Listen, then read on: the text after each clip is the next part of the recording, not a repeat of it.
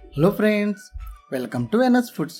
ఈరోజు మన ఈ వీడియోలో క్యారెట్ హల్వాని చాలా ఈజీగా ఎలా చేసుకోవాలో ఈ వీడియో తెలుసుకుందామండి. ఇది ఫస్ట్ టైం చేసే వాళ్ళకైనా చాలా పర్ఫెక్ట్గా వస్తుందండి. పిల్లలు కూడా చాలా ఇష్టంగా తింటారు. పళ్ళు లేని ముసలి వాళ్ళు కూడా చాలా ఈజీగా తినొచ్చండి. అంత మెత్తగా ఉంటుంది ఈ హల్వా అనేది. ముందుగా మీరు కనుక మా ఛానల్ ఫస్ట్ టైం చూస్తున్నట్లయితే మరిన్ని ఇలాంటి వీడియోల కోసం మా ఛానల్ అనేది సబ్స్క్రైబ్ చేసుకోండి. ఇప్పుడు తయారీ విధానం చూద్దాం. ముందుగా దీనికోసం క్యారెట్ తీసుకుంటున్నానండి. మొన్న నార్మల్గా యూజ్ చేసే క్యారెటే ఇది. ఒక 400 గ్రాములు తీసుకుంటాను. దీనిపైన తోలు మొత్తాన్ని తీసేసుకొని ఈ విధంగా ముక్కల కింద కట్ చేసుకోవాలి. ఈ విధంగా మీడియం సైజు ముక్కల్లా కట్ చేసుకోవాలి. ఇదే విధంగా మొత్తం ముక్కలను కట్ చేసుకొని ఇప్పుడు వీటిని ఒక మిక్సీ జార్లోకి తీసుకోవాలి. ఈ విధంగా తీసుకున్న తర్వాత ఇప్పుడు మూత పెట్టి ఒకసారి గ్రైండ్ చేసుకోవాలి. ఈ విధంగా గ్రైండ్ అయిన తర్వాత ఇప్పుడు చూశారు కదా, ఇందులో ఒక హాఫ్ కప్పు వాటర్ అనేది యాడ్ చేసుకోవాలండి. ఈ విధంగా వాటర్ యాడ్ చేసిన తర్వాత మనకి ఎంత వీలైతే అంత మెత్తగా గ్రైండ్ చేసుకోవాలి. చూశారు కదా, ఈ విధంగా మెత్తగా గ్రైండ్ చేసుకోవాలి చూపిస్తున్నట్లు. ఇప్పుడు దీన్ని వేరే బౌల్లో స్టెయినర్ యూజ్ చేసుకొని ఈ విధంగా మొత్తం వడగొట్టుకోవాలండి. ఈ విధంగా అందులో ఉన్న వాటర్ మొత్తాన్ని ఈ విధంగా వడగొట్టుకోవాలి. ఈ పిప్ అనేది మనం పడేయాలండి. ఇప్పుడు ఇందులోనే ఒక హాఫ్ కప్పు కార్న్ఫ్లోర్ తీసుకోవాలండి. కార్న్ఫ్లోర్ వేసిన తర్వాత దీని మొత్తాన్ని మనం బాగా కలుపుకోవాలి.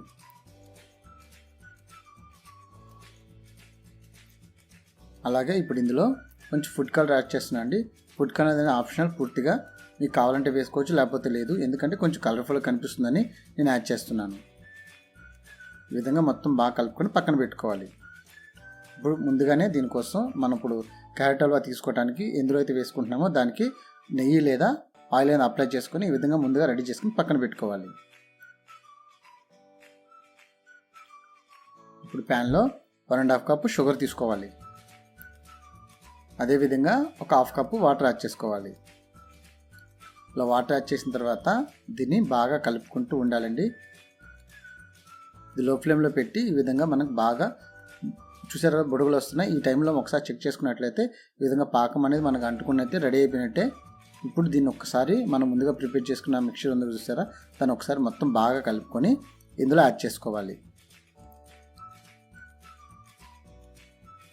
ఈ విధంగా యాడ్ చేసుకున్న తర్వాత ఇప్పుడు ఈ ప్రాసెస్ మొత్తాన్ని మంట అనేది లో ఫ్లేమ్లో పెట్టుకొని ఒకసారి మొత్తం బాగా కలుపుకోవాలండి. ఆ తర్వాత మీడియం ఫ్లేమ్లోకి తెచ్చుకొని కలుపుకుంటూ ఉంటే ఒక 2 నిమిషాల్లో చూసారు కదా, ఈ విధంగా మనకి దగ్గర పడుతుంది. ఎందుకంటే కార్న్ఫ్లోర్ అనేది త్వరగా గట్టిపడిపోతుందండి. ఈ విధంగా 2 నిమిషాలకి ఈ విధంగా మనకి గడ్డగడుతుంది. ఇదే విధంగా కంటిన్యూగా కలుపుతూ ఉండాలి. కలుపుతూ ఉంటే ఒక 5 మినిట్స్కి ఈ విధంగా మనకి రెడీ అవుతుందండి. ఇప్పుడు ఈ విధంగా రెడీ అయిన తర్వాత ఇప్పుడు ఇందులో కొంచెం నెయ్యి అనేది యాడ్ చేసుకోవాలండి. ఈ ప్రాసెస్ మొత్తానికి మనకి 4 లేదా 5 టేబుల్ స్పూన్ నెయ్యి అనేది సరిపోతుందండి. ఈ విధంగా 2 టేబుల్ స్పూన్ నెయ్యి యాడ్ చేసుకున్న తర్వాత దీని మొత్తాన్ని ఒకసారి బాగా కలుపుకోవాలి. ఈ ప్రాసెస్ మొత్తం లో ఫ్లేమ్లో పెట్టుకోవాలండి. ఇప్పుడు లో ఫ్లేమ్లో పెట్టి ఈ విధంగా బాగా కలుపుకుంటూ ఉండాలి. ఈ కన్సిస్టెన్సీ వచ్చినప్పుడు ఇంకో 1 టేబుల్ స్పూన్ ఆయిల్ వేసుకోవాలి. నాకు మొత్తానికి ఒక 5 టేబుల్ స్పూన్ గీ అయితే సరిపోయిందండి. ఈ విధంగా నెయ్యి యాడ్ చేసిన తర్వాత కొంచెం సేపటికి ఈ విధంగా వస్తుందండి. మనకి బాండికి అతుక్కోకుండా వచ్చిందంటే మనకి రెడీ అయిపోయినట్టే.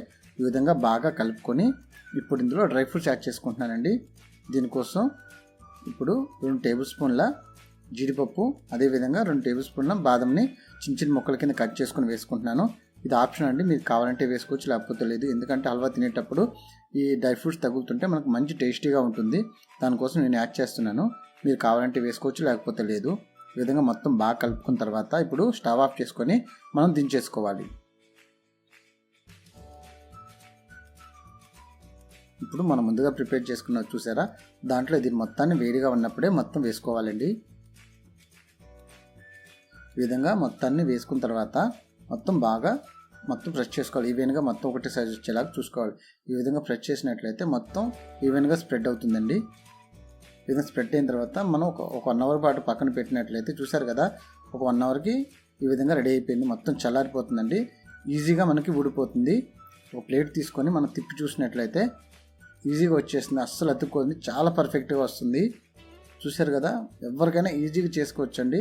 ఎందుకంటే కాన్ఫిడెంట్తో చేసుకోవడం వల్ల మనకి ఫెయిల్ అవ్వడం అనేది అస్సలు ఉండదండి.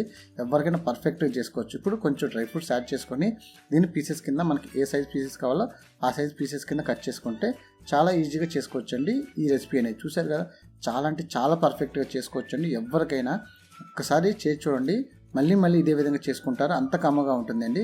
ఎందుకంటే మేము చేసి చూసాం కాబట్టి చాలా అంటే చాలా మెచ్చుకున్నారు. ఒకసారి మీరు కూడా ట్రై చేయండి.